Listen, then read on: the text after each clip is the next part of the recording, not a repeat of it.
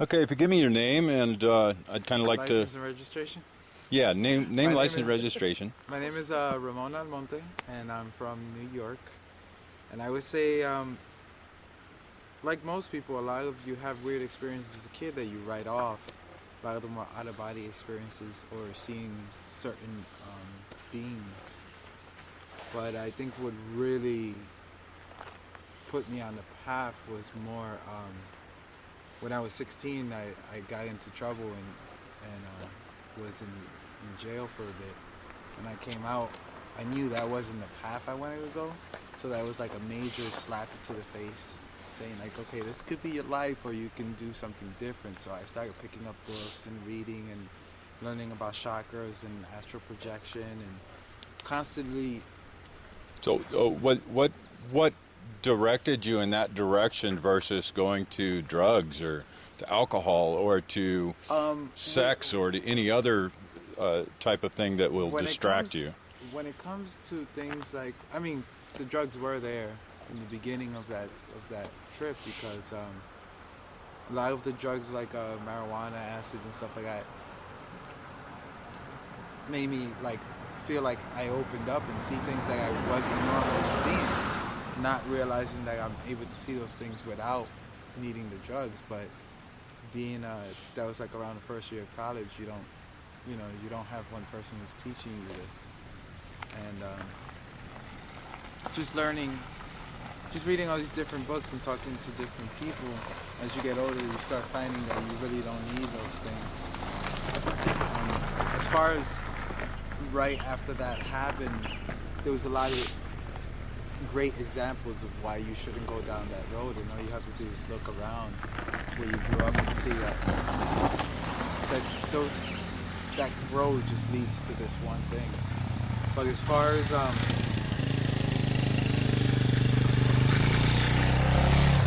like grades, the most recent one I had this year, I would say that really set it hard for me and said, okay, you're on the right path. Was I was working this job and we were doing Christmas lights for this house, and it started and it was raining, and we're doing Christmas lights, and electricity and water doesn't really mix well. So I tried with my mind slowing down the water, but before this happened, there was a pot that we had put a Christmas tree in, and it was busted out from the bottom, so the dirt was coming out.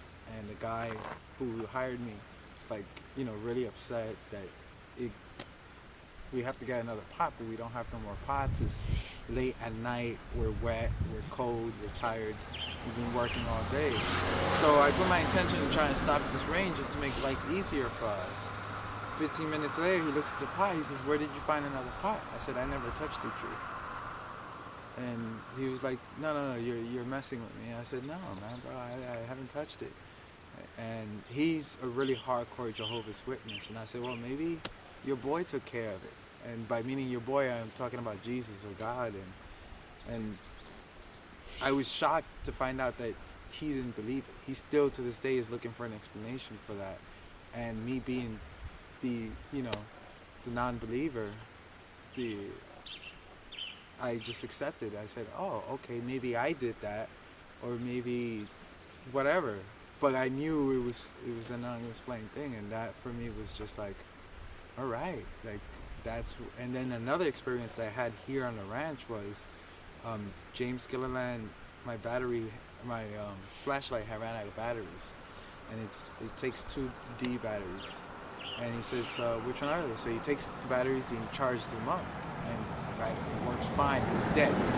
It's working perfectly. So I tell another gentleman, son. And he's like, oh, I did that too. And he says it like, like it's easy. Yeah, it's no big deal. I don't know why you're getting excited for it kind of attitude. So I have a AAA battery to my shaver, and it was dead. So I said, okay, let me sit down. And for like 2-3 minutes, I sat there and felt like a buzz in my hand and put it right back in, and it worked.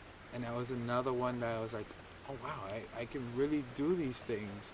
But it's the lack of belief in self, like anything else. We're so hard on ourselves, and we really don't believe how great we are. We Those give little ourselves things like that really Yeah. help to reinforce the faith aspect, doesn't it? Don't Yeah, and it's something that you have as a kid, but it's beating the hell out of you, you know. And as you get older, you really start doubting who you are, and you try to fit into crowds when you're not meant to fit into these crowds, because we're all unique, even though at the same time we're all one collective. But that's what makes it so great, that each person is unique and they're bringing their own uniqueness into this collectiveness, and that's how you learn. So being in a place like this where you can talk about these weird things and no one's giving you that funny look or laughing or saying like, you know, you need to lay off the drugs or something like that.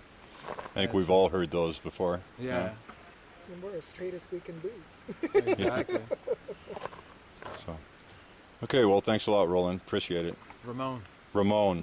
God, I'll get it right eventually. Thank you.